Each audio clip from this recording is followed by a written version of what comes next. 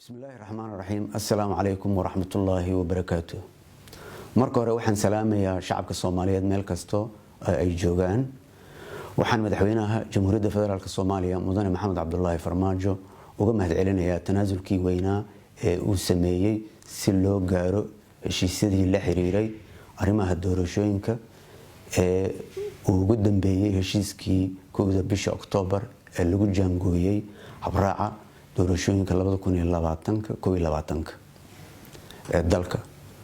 sidoo kale waxaan u mahadcelinayaa madaxweynayaasha dowladaha xubnaha ka ah dowladda federaalka iyo gudoomiyaha gobolka Banaadir oo dhammaantood muujiyay mas'uuliyad weyn iyo dabacsanaan si loo gaaro heshiis loo dhan yahay.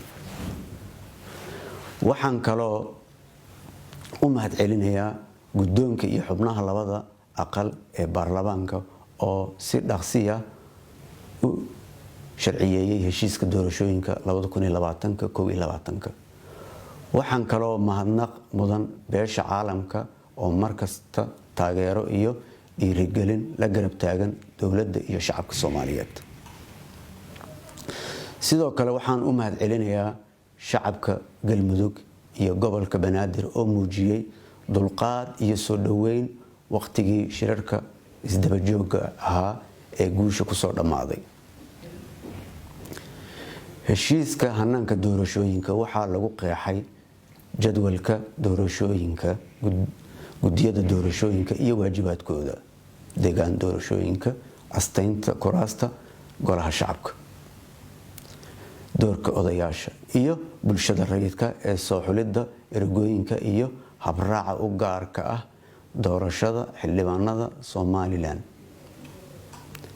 gudiyada doorashooyinka waxay ka kooban yihiin 3 gudi oo kala ah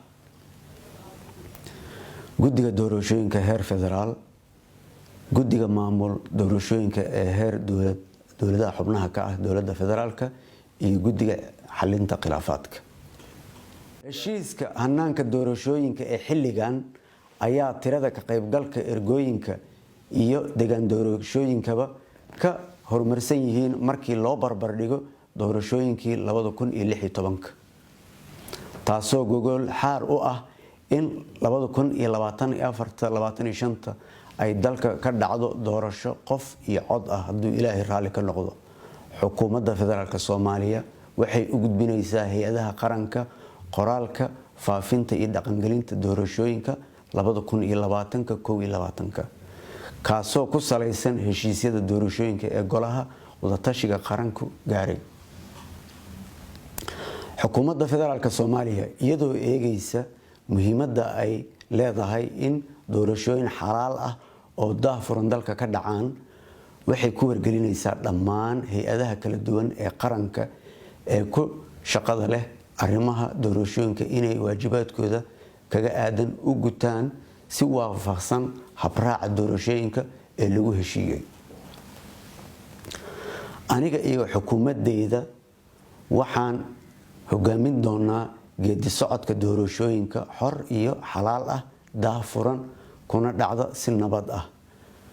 halku dhiga xukuumadeyda ee xilligan waa doorasho ayaa loo dhaqaaqayaa.